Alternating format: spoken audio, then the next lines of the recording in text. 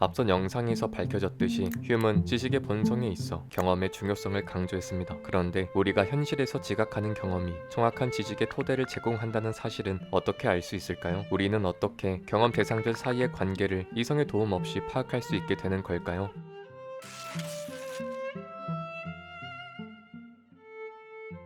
줌에 따르면 인간 이성 혹은 탐구의 대상들은 두 종류로 나눌 수 있습니다. 바로 관념들의 관계와 사실의 문제인데요. 관념들의 관계는 이를테면 수학 분과 학문들에서 다루는 명제나 수식 같은 것들을 뜻합니다. 즉 순수한 사고의 활동만으로 도출 가능하다고 여겨지는 범주를 말하죠. 사실의 문제는 우리가 현실 세계에서 감각적으로 지각하는 그런 종류의 범주를 일컫습니다. 그렇기에 상대적으로 불확실성을 지니며 이런 범주의 판단은 언제나 반대의 가능성이 존재하게 되죠. 결론부터 말하면 휴먼 사실의 문제에 관한 탐구가 더 근본적인 탐구 방식이라고 주장합니다. 예컨대 휴먼 어떤 실제 존재나 사실을 우리에게 보증해주는 명증성의 본성이 무엇인지 묻습니다. 즉 우리는 현실의 사실이나 사태를 명확하게 인식하는데 이 명확함의 정체가 무엇이냐는 거죠. 이에 휴먼 현실의 사실 사이에는 어떤 연관이 있으며 이에 관한 모든 추론은 인과관계의 기초에 있다고 말합니다. 이 인과관계에 의거한 추론을 통해서만 우리는 우리의 감각과 기억에 주어진 것들을 넘어설 수 있습니다. 그러므로 우리에게 중요한 것은 어떻게 우리가 원인과 결과에 대한 지식에 도달하는가 하는 점인데요. 여기서 휴먼 자신이 생각하기에 어떤 예외도 없는 일반적인 명제를 제시합니다. 이는 즉 인과관계에 대한 지식은 선험적인 추론에 의해 얻어지는 게 아니라 우리가 어떤 특정 대상들이 서로 지속적으로 결합된다는 것을 발견할 때 얻어지는 경험으로부터 생긴다는 것인데요. 여러분이 만약에 어떤 대상을 처음 관찰하게 된다면 그 대상을 아무리 꼼꼼하게 들여다본들 그 대상과 관계된 인과관계적 사실을 사변적으로 도출하는 건 불가능합니다. 예컨대 만약 여러분이 물을 처음 본다면 곧장 물이 유동적이고 투명하다는 특성을 확인할 수 있지만 그렇게 관찰하는 것만으론 섭씨 0도에서 얼음이 된다는 것 혹은 물에 빠지면 익사할 수 있다는 물에 관한 인과관계적 지식은 획득할 수 없죠. 오로지 물과 관련해 여러 가지 경험을 겪어야만 그러한 지식을 얻을 수 있게 되는 것입니다. 정리하면 현실의 사실이나 사태에 관한 지식은 모두 지각적 지식이거나 추론적 지식이며 이 추론적 지식은 인과관계의 기초에 있는데 이 인과관계는 경험을 통해서만 획득될 수 있습니다. 따라서 지식의 본성은 경험에 있는 거죠. 지식에 관한 사변적 추구가 불가능한 또 다른 이유는 원인과 결과가 본질적으로 다른 두 대상이라는 점에서 기인합니다. 즉 결과는 원인 안에서 발견될 수 없다는 거죠. 이게 무슨 말이냐? 특정한 결과는 하나의 원인에 고착되어 이 인과를 묶는 모종의 법칙에 따라 필연적으로 재현되는 게 아니라는 겁니다. 즉 특정한 결과는 여러 원인에 따라 각각 실현될 수 있기 때문에 인과관계적 지식은 특정 원인과 결과에 대해 추상적으로 1대1 대응하여 얻을 수 있는 게 아니라 실제 관찰을 통해서 그 둘이 이어지는 걸 관찰한 경우에만 그 상황에서 인과관계를 파악할 수 있게 된다는 거죠. 이 때문에 수많은 학자가 그렇게 노력함에도 불구하고 자연작용의 궁극적 원인이나 힘은 찾을 수 없는 것이라고 휴먼 말합니다. 그런 궁극적인 하나의 원인 같은 것은 없으니까요. 휴먼 또한 단순히 두 사건이 시간적 선후 관계에 있다고 해서 이 둘을 인과적으로 규정하는 건 실수일 수 있다고 주장합니다. 두 사건의 결함은 임의적이고 우연적인 것일 수 있기 때문이죠. 예컨대 노란색 택시가 지나간 뒤 새똥을 맞는 경험을 하게 됐을 때 노란색 택시가 지나간 후에 새똥을 맞았다는 진술은 사실이지만 노란색 택시가 지나갔기 때문에 새똥에 맞았다는 식의 인과적 규정은 오류인 것입니다. 그러므로 중요한 것은 사변적 추리에 의존할 게 아니라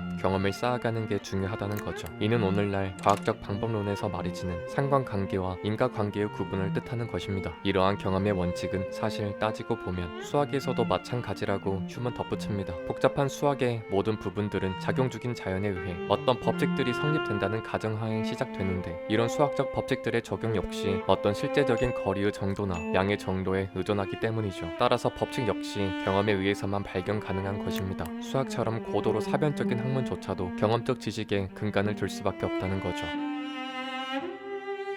휴먼 또한 정신에 의해 유도된 추론의 맹점을 지적하기 위해 오늘날 귀납의 문제로 유명한 논증을 제시합니다. 귀납의 문제는 기본적으로 귀납적 추론의 타당성이 이성의 영역에서 확보될 수 없음을 지적하는 문제제기인데요. 귀납적 추론이란 논증의 결론과 근거의 관계가 개연적인 추론의 형태를 뜻합니다. 예를 들어 지금까지 발견된 백조가 모두 흰색이었기 때문에 앞으로 발견된 백조도 흰색일 것이라고 추론하는 것이 귀납적 추론의 한 형태죠. 이런 추론에선 근거가 결과의 확률을 높여주긴 하지만 하지만 결과를 필연적으로 지지하지는 못합니다. 미래에 언제든 검은 백조가 나타날 가능성이 존재하니까요. 흉이 제시하는 귀납의 문제란 귀납 논증의 정당성을 옹호하는 과정에서 발생하게 됩니다. 예컨대 누군가 귀납 논증이 왜 유용합니까? 라고 묻는다면 아마도 귀납 논증이 지금까지 잘 작동해왔기 때문입니다 라고 답할 수밖에 없겠죠. 그런데 이는 일종의 순환 논증의 오류를 범하게 됩니다. 지금까지 잘 작동해왔기 때문에 앞으로도 잘 작동하리라는 것은 바로 귀납 논증의 추론이기 때문이죠. 즉 주장을 옹호하는 근거로 그 주장의 내용을 제시하고 있는 셈입니다. 따라서 귀납 추론에 의존해 자연을 탐구하는 것은 타당성을 보증할 수 없는 방법인 것입니다. 그렇다면 휴문 자연상의 법칙화나 보편적 속성의 탐구를 어떻게 해야 한다고 말하는 것일까요? 휴문 기본적으로 이러한 탐구는 자연상의 관찰 가능한 유사성을 발견하는 데 주력해야 하며 이러한 유사성에 의한 판단은 오로지 경험적 정당화에 의해서만 타당하다고 주장합니다. 관찰된 사실을 토대로 관찰되지 않은 사실이나 원리까지 비약하는 것은 경계해야 한다는 거죠. 그런데 우리는 왜 이런 사변적 추론에 종종 의존하게 되고 그것이 가능하다고 무심코 믿어버리게 되는 걸까요? 휴문 이러한 우리의 정신에 관한 원리로 습관 혹은 습성을 말합니다.